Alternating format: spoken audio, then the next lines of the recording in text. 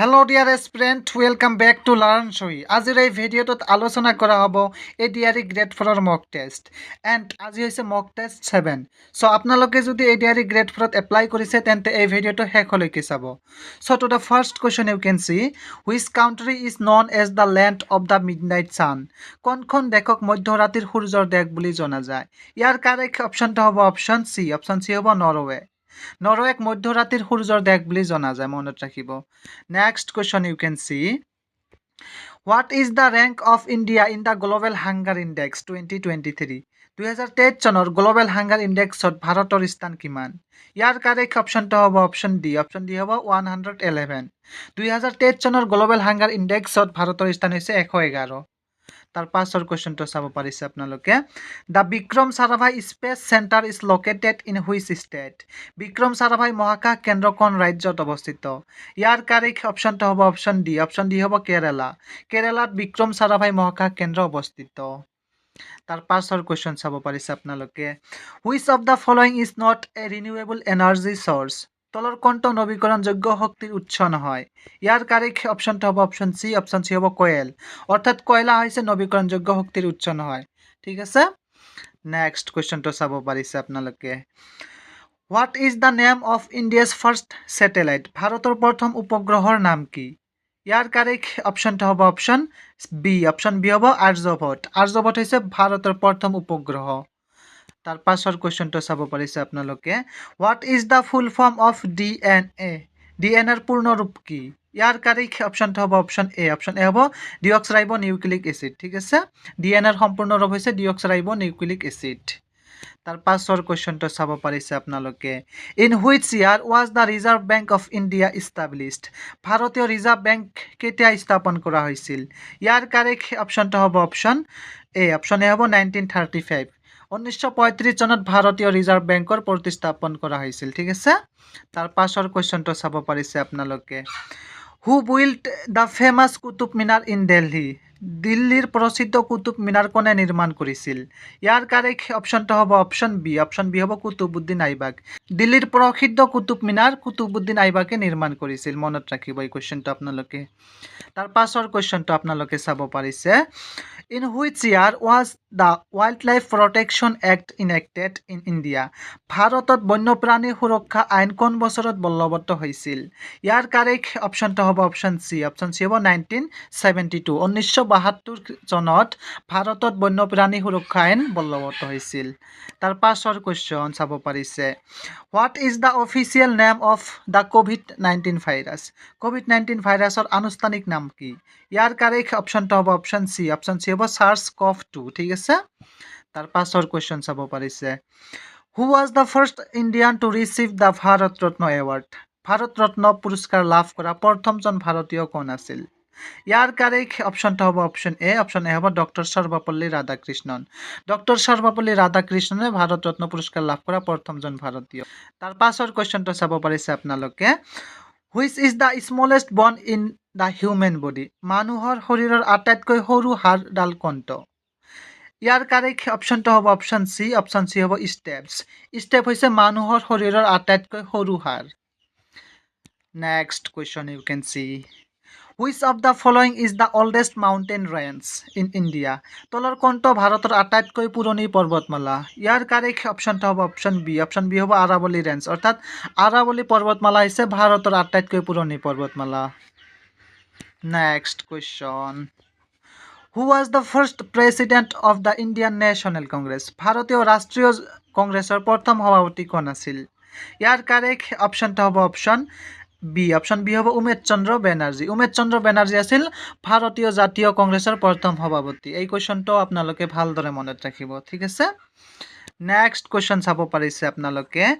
In which year was the goods and services tax introduced in India? কোন বছৰত ভাৰতত সামগ্ৰী আৰু সেৱা কৰ প্ৰৱৰ্তন কৰা হৈছিল? ইয়াৰ কাৰেক্ট অপশ্যনটো হ'ব অপশ্যন চি. অপশ্যন চি হ'ব 2017. 2017 চনত ভাৰতত প্ৰথমবাৰৰ বাবে GST প্ৰৱৰ্তন হৈছিল. এই কুৱেশ্যনটো মনত ৰাখিব. নেক্সট কুৱেশ্যনটো আপোনালোকে চাব পাৰিছে. Which instrument is use to measure the intensity of earth earthquakes. ভূমিকম্পৰ তীব্ৰতা মাপিবলৈ কোনটো সঁজুলি ব্যৱহাৰ কৰা হয়?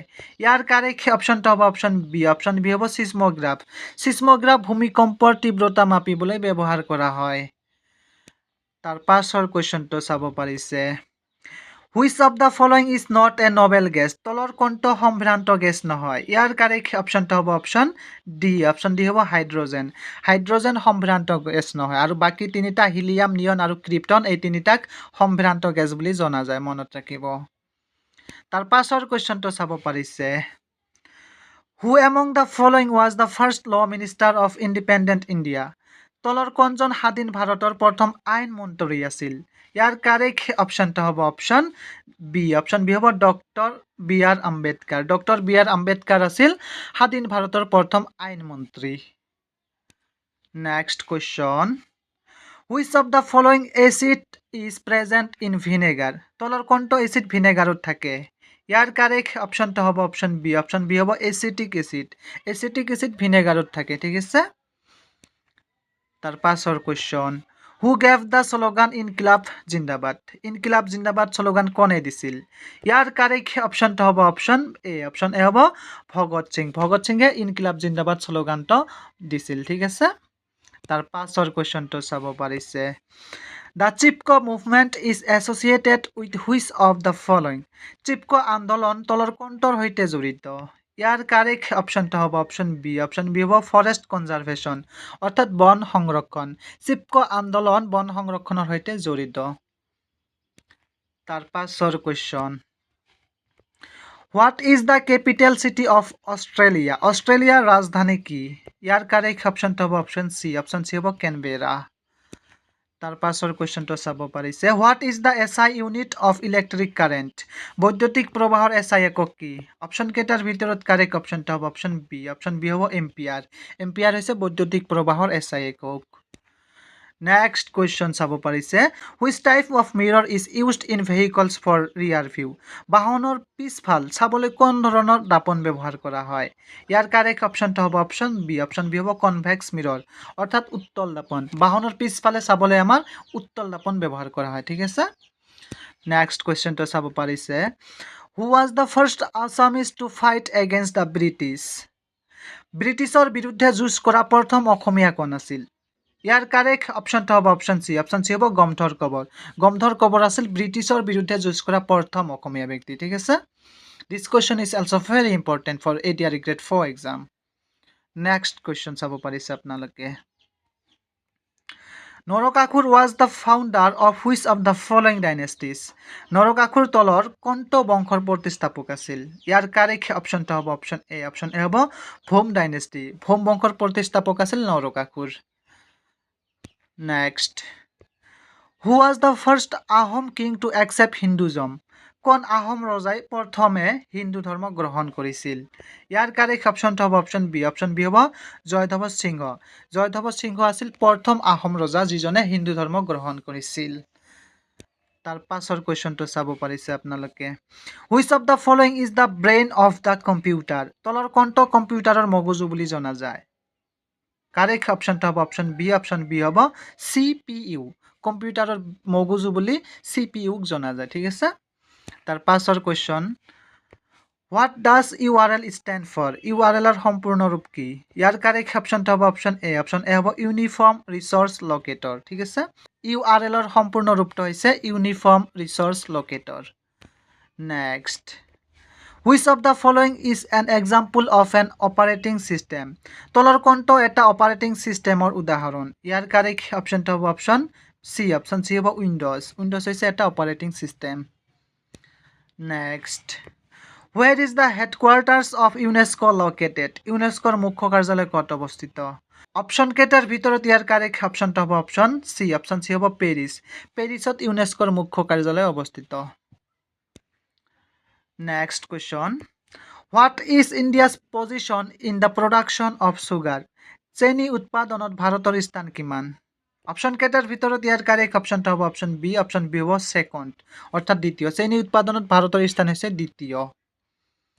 তাৰ পাছৰ question. Who is known as Rasaraj in Assamese literature? অসমীয়া সাহিত্যত ৰসৰাজ বুলি কাক জনা যায়? ইয়াৰ কাৰেক্ট অপশ্যনটো হ'ব অপশ্যন বি হ'ব লক্ষ্মীনাথ বেজবৰুৱা। লক্ষ্মীনাথ বেজবৰুৱাক ৰসৰাগ বুলি জনা যায়, ঠিক আছে। তাৰ পাছৰ কুৱেশ্যনটো চাব পাৰিছে, which space agency launched the Aditya L1 mission to study the sun in 2023?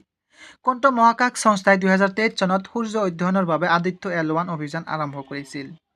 Year correct অপশ্যনটো হ'ব অপশ্যন চি হ'ব ISRO'. Next question, which Indian award did Bhupen Hazarika receive in 2019 posthumously? Bhupen হাজৰিকাই 2019 চনত মৰণোত্তৰভাৱে কোনটো ভাৰতীয় বঁটা লাভ কৰিছিল? অপশ্যন কেইটাৰ ভিতৰত কাৰেক্ট অপশ্যনটো হ'ব অপশ্যন এ, অপশ্যন হ'ব ভাৰত ৰত্ন। 2019 চনত ডক্টৰ ভূপেন হাজৰিকাই মৰণোত্তৰভাৱে বঁটা লাভ কৰিছিল ভাৰত ৰত্ন, ঠিক আছে। তাৰ পাছৰ কুৱেশ্যনটো চাব পাৰিছে, which is the capital city of Mizoram? মিজোৰামৰ ৰাজধানী চহৰটো কি? ইয়াৰ কাৰেক্ট অপশ্যনটো হ'ব অপশ্যন ডি হ'ব আইজল। আইজল হৈছে মিজোৰামৰ ৰাজধানী, ঠিক আছে। Next question, which state in north east India is famous for the hornbill festival? উত্তৰ পূব ভাৰতৰ কোনখন ৰাজ্য হৰ্ণবিল মহোৎসৱৰ বাবে জনাজাত? কাৰেক্ট অপশ্যনটো হ'ব অপশ্যন চি হ'ব নাগালেণ্ড। তাৰ পাছৰ কুৱেশ্যনটো চাব পাৰিছে আপোনালোকে, which of the following state does not share দিয়াৰ বাউণ্ডাৰী উইথ বাংলাদেশ? তলৰ কোনখন ৰাজ্যই বাংলাদেশৰ সৈতে নিজৰ সীমা ভাগ নকৰে? কাৰেক্ট অপশ্যনটো হ'ব অপশ্যন চি হ'ব মণিপুৰ। মণিপুৰ বাংলাদেশৰ সৈতে নিজৰ সীমা ভাগ নকৰে, ঠিক আছে। তাৰ পাছৰ কুৱেশ্যনটো চাব পাৰিছে, which of the following bank is the largest commercial bank in India? তলৰ কোনটো বেংক ভাৰতৰ সৰ্ববৃহৎ বাণিজ্যিক বেংক? কাৰেক্ট অপশ্যনটো হ'ব অপশ্যন এ হ'ব ষ্টেট বেংক অফ ইণ্ডিয়া। ভাৰতৰ সৰ্ববৃহৎ বাণিজ্যিক বেংকটো হৈছে State Bank of India. Next কুৱেশ্যনটো চাব পাৰিছে আপোনালোকে, who is the current governor of Assam from 30 July 2024? 2024 চনৰ 23 জুলাইৰ পৰা অসমৰ বৰ্তমানৰ ৰাজ্যপাল কোন? অপশ্যন এ আছে জগদীশ মুখী, বি আছে গোলাপচান্দ কাটাৰিয়া, চি আছে বানৱাৰীলাল পুৰোহিত, এণ্ড ডি আছে লক্ষ্মণ প্ৰসাদ আচাৰ্য। ইয়াৰ কাৰেক্ট অপশ্যন কোনটো হয় আপোনালোকে কমেণ্ট বক্সত কমেণ্ট কৰি জনাব, ঠিক আছে। চ' থেংক ইউ ফৰ ৱাচিং দিছ ভিডিঅ', কিপ ৱাচিং, কিপ লাৰ্ণিং।